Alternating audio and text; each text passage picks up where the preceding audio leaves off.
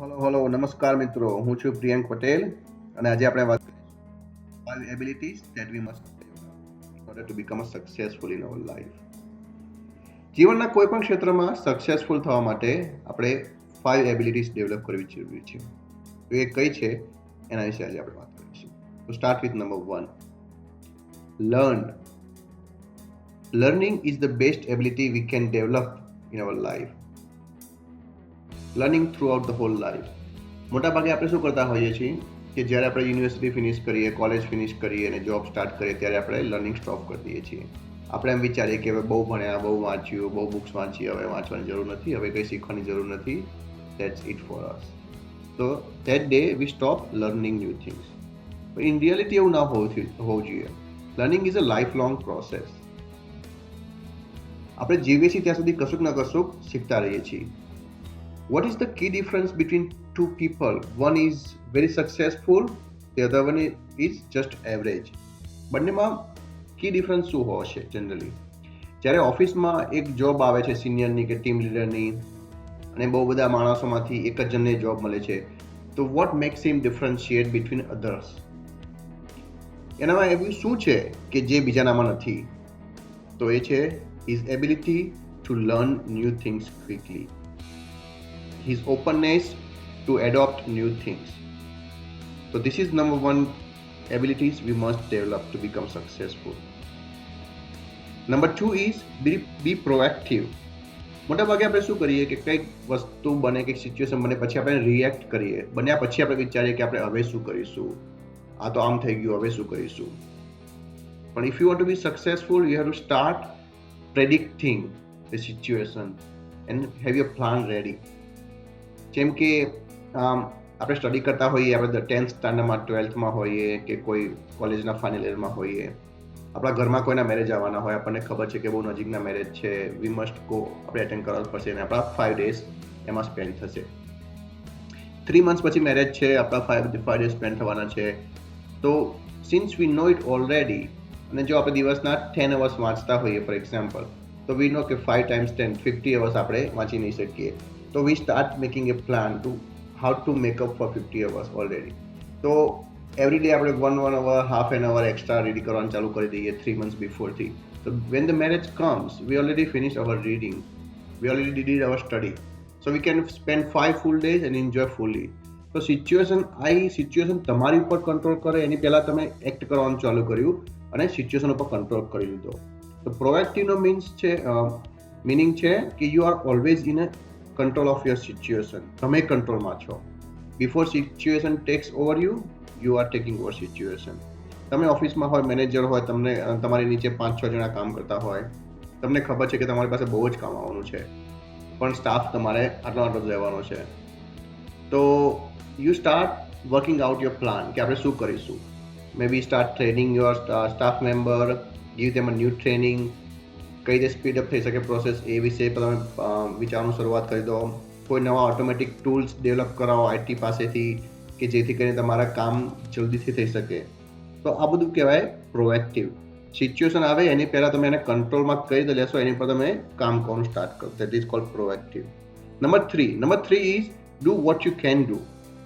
મોટાભાગે કેવું થતું હોય કે કોઈ સિચ્યુએશન હોય, આપણને ઓલવેઝ વિચાર આવતો કે હું શું કરું, આમ થશે તો શું થશે, તેમ થશે તો શું થશે, આવું નહીં થાય, તેવું નહીં થાય. All those things comes in our mind. અને સક્સેસફુલ લોકોની એક જબરજસ્ત એબિલિટી હોય છે. This is number 1 ability for the successful people કે they train their mind. Their mind is always focused on what is in their control.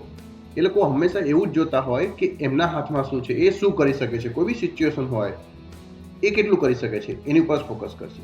જે વસ્તુનો એમનો કોઈ કંટ્રોલ નથી, જેની ઉપર એમનું કોઈ ઇન્ફ્લુઅન્સ નથી, જે ભગવાનના હાથમાં છે, નસીબના હાથમાં છે, બીજા કોઈ માણસોના હાથમાં છે, એના વિશે એ લોકો ચિંતા કરતા જ નથી. They are always focusing on what they can do and that's what make them truly dedicated to their work and that gives them satisfaction and success. Number 4 is break the rules. આપણે અમિતાભ બચ્ચનની વાત કરીએ તો અમિતાભ બચ્ચન જ્યારે કલાકાર બનવા ગયા હતા, actor બનવા ગયા હતા, લોટ ઓફ પીપલ સેડ કે તમારી હાઇટ વધારે છે, તમારો અવાજ ડિફરન્ટ છે, તમે ફિલ્મ ઇન્ડસ્ટ્રીમાં નહીં ચાલો. But he did not set back. He decided to pursue a career in artist, કલાકાર, actor, and he went for it. એમણે મહેનત કરી અને બધાને ખોટા સાબિત કરી દીધા.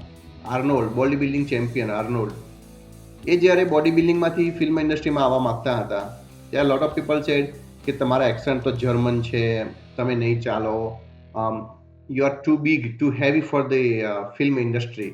તમારું જે બોડી બિલ્ડિંગનું બોડી છે it's too huge, people accept નહીં કરે એઝ અ હીરો, તમે નહીં ચાલો, you will not be successful. તો એમણે શું કર્યું કે instead of listening to them he started working on his accent, working on his body, અને એ બધું એણે વર્કઆઉટ સ્ટાર્ટ કરી દીધું એણે. So, and he made an entry in the film industry and he was successful as a superstar as well. So, if someone try to tell you કે આ નહીં થઈ શકે, તે નહીં થઈ શકે, તમે આમ નહીં કરી શકો, it's because they have a belief in their mind. એ એમના રૂલ છે, એમણે જે જોયું છે, જે એક્સપિરિયન્સ કરે છે એની પરથી એ લોકો તારણ કાઢ્યું છે કે this is how it should be. It's their rule. You don't have to accept it. I'm not saying that don't follow it, don't believe it, whatever. You don't have to accept it. If it's true for them, it doesn't have to be true for you. You have to be ready to break the rules. You have to be ready to go extra mile, prove everyone wrong. That's what you're supposed to do. So that's number 4. Number 5 is sharing. Sharing is caring. તમે ઘણા લોકોને સાંભળ્યા હશે, ઘણા લોકોની બુક્સમાં બી કદાચ વાંચ્યું હશે કે એવરી સક્સેસફુલ પર્સન આ વાત કરતા હશે કે the moment you start sharing your money and happiness, it grows. The more you share, the more you get. Happiness અને મનીમાં એવું કહેવાય છે કે તમે જેટલું બીજા લોકોને વધારે શેર કરશો, બીજા લોકોને વધારે આપશો, તમને એટલું વધારે પાછું મળશે. It is the only way you get it back. So start sharing. You don't have to share like everything you earn. તમે બધું કમાવો એટલું બધું બીજાને વેચી દેવાનું કે એવું કંઈ જરૂરી નથી હોતું. Start with 1% of your income, 2% of your income, 5%. Whatever little you can do, just start. તમને જેવો અનુભવ થતો જશે, જેવો એક્સપિરિયન્સ થશે, પ્લેઝર મળશે, હેપીનેસ મળશે, you will start sharing more and more. But remember to start low. You don't have to start very big. Start with 1% of your income, 2% of your income, and that will give you a lot of pleasure in your life. So thanks for watching these 5 abilities. Let's repeat it one more time before we stop. Number 1, learning. We have to learn for the whole life. Number 2, be proactive, not reactive. Take control of the situation before it takes control over you. Number 3, do what you can do. Don't worry about what you can't do or what's not in your hand. Number 4, break the rules. Number 5, sharing is caring. Hope you like this video. Thanks for watching. See you next time.